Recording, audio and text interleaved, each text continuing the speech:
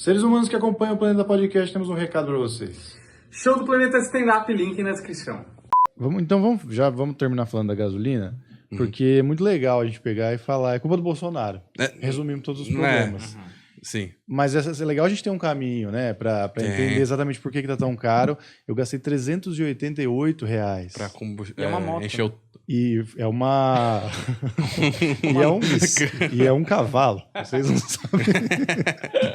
Enfim, foi muito triste, assim. Foi um momento muito triste. Tocou a música do Laços de Família, enquanto eu abastecia meu carro. Lamentável. Então eu queria entender com vocês aqui, o que leva a gente pagar R$388 pra encher um tanque? Cara, vem desde o começo voltando na infraestrutura, né? Questão da Petrobras.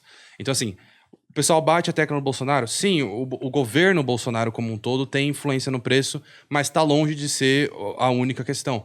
Até, por exemplo, uma tecla também que ele bate muito, que é a dos governos dos estados, também existe. Os estados também têm uma porcentagem de culpa nesse preço da gasolina. Então, assim, voltando na Petrobras, você tem poucas refinarias no Brasil, o que já complica muito. A própria estrutura da Petrobras, ela é uma estrutura muito ligada com o governo, não é uma estrutura independente. Por exemplo, eu sempre falo esse exemplo, que é da Statoil, que é uma empresa petrolífera da Noruega.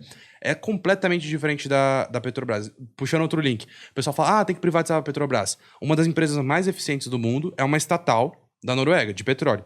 O que acontece lá? Lá é tudo muito independente, ela funciona como se fosse uma empresa privada, só que ela é do Estado. Então, por exemplo, para você ser presidente de lá, você vai precisar se esforçar muito e ir batalhando. Aqui no Brasil, você vai ser indicado, entendeu? Então, assim, é difícil você ter uma empresa gerida assim, né? E é muito próxima do governo, existe muita corrupção ali, muitos desvios. Isso tudo acaba tirando muita ineficiência da nossa produção de combustível de uma maneira geral. Isso também agrega no preço. Outra coisa também muito importante é a pandemia. O que acontece? A pandemia parou o consumo de tudo e também parou a produção de tudo, basicamente. Tudo não, né? Mas enfim, caiu muito a produção, caiu muito o consumo. Só que acontece, o consumo ele voltou muito mais rápido que a produção. Então, o preço do petróleo ainda estava muito alto, porque, né, quanto mais você produz, teoricamente, vai abaixando o preço, né? Então, assim, as indústrias de petróleo demoraram mais para voltar do que as pessoas estavam consumindo com o carro, entendeu? Então, esse é outro fator, pandemia, muito importante. Então, parou de produzir, parou de consumir, beleza. Só que aí voltou a consumir e a produção demora. Isso é uma coisa que as pessoas também não entendem de economia, falando de economia agora, que a economia, ela demora muito, ela é muito demorada. Às vezes, por exemplo, falaram de inflação. O governo tá fazendo um monte de auxílio, tá fazendo um monte de coisa, e não tem inflação. Calma, isso aconteceu ano retrasado, 2020. Não tem inflação. Tava 2% de inflação. Hoje já tá 10%, basicamente. Entendeu? Então a economia, ela demora muito, principalmente essas produções grandes. Porque imagina, o cara vai ter que, por exemplo, lá na Arábia Saudita, produzir o petróleo, até chegar aqui, demora meses para esse preço melhorar. Isso se melhorar, que não é o cenário atual, porque também tem a questão do aumento do dólar, que também aí entra o governo Bolsonaro, porque assim, o dólar ele tá aumentando, mas o real também tá se desvalorizando por muitos motivos por conta do governo Bolsonaro. Porque assim, você ter um líder que, por exemplo, não se compromete com a população em questão de vacina, isso já desvaloriza os investimentos externos e, consequentemente, desvaloriza o real e, consequentemente, aumenta o preço da gasolina. Então, tem esses vários fatores aí que o pessoal, principalmente esse da Petrobras é muito forte, o dos impostos dos estados, que poderia ser reformulado ali a estrutura de impostos também, poderia ter essas mudanças.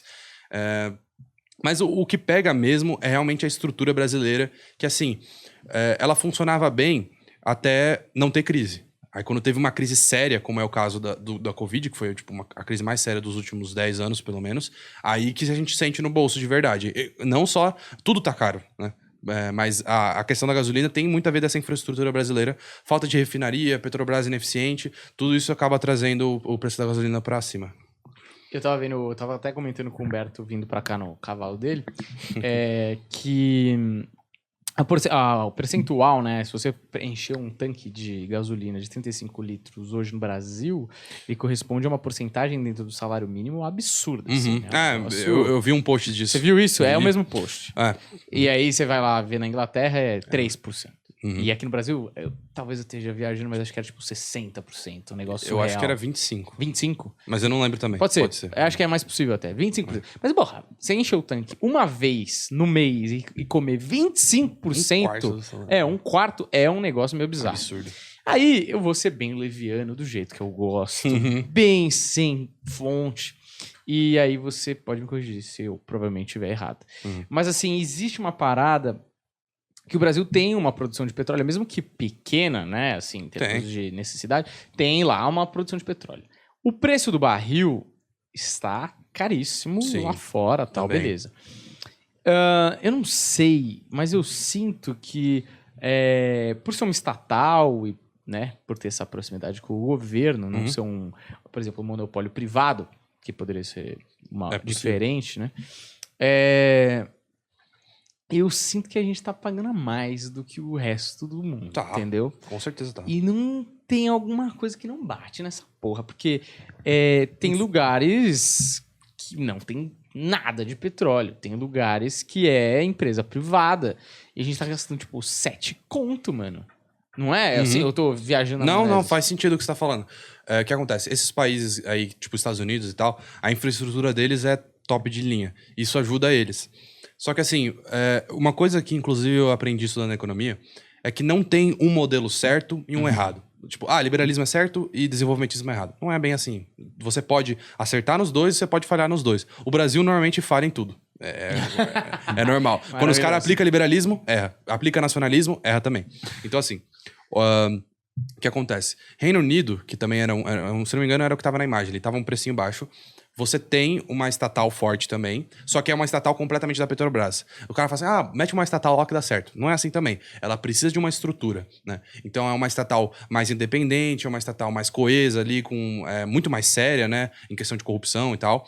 E isso favorece muito eles. Eles também têm toda a questão de ter mais refinarias, tem uma infraestrutura muito maior, por isso que o preço deles diminui. Já outros países também conseguem ter um preço menor, tendo sim empresas privadas concorrendo, que é mais ou menos o estilo dos Estados Unidos. Assim. Os Estados Unidos é complexa a economia dos Estados Unidos, mas é mais voltada para essa parte de competição. Então, assim, dá para você ter uma estatal forte de petróleo, de combustíveis de uma maneira geral, e dá para você fazer ela funcionar e ter um combustível que não representa tanto do salário da população. Mas também dá para você ter empresas privadas competindo até certo ponto para vender o combustível num preço mais barato. Entendeu? Dá para você ter esses dois modelos. O Brasil não acerta nenhum dos dois, basicamente. Fica no meio, parece. Fica no meio termo. O Brasil é comum isso. Você pode pegar qualquer... Assim, você pega, por exemplo, final da década de 90... final do século XX, numa maneira geral, década de 90 e tal, em que o mundo estava mais guiado para o neoliberalismo, tal, para a liberação. O Brasil foi meio que no meio termo ali de social-democracia, liberalismo e acabou dando tudo errado, assim, na época da Constituição. Então, o brasileiro, ele normalmente tenta ir no meio termo, assim, não vou nem ser muito liberal e nem muito keynesiano. E acaba ficando no meio termo e fazendo tudo errado. As instituições... O problema do Brasil são as instituições, tanto privadas quanto estatais. São instituições, como eu disse, que não têm muita independência do Estado, quando elas são estatais, e não tem muita seriedade, elas não são bem estruturadas mesmo, essas instituições. Devia ter assistido o Karate Kid, né? Não é? O mestre Miyagi já falava.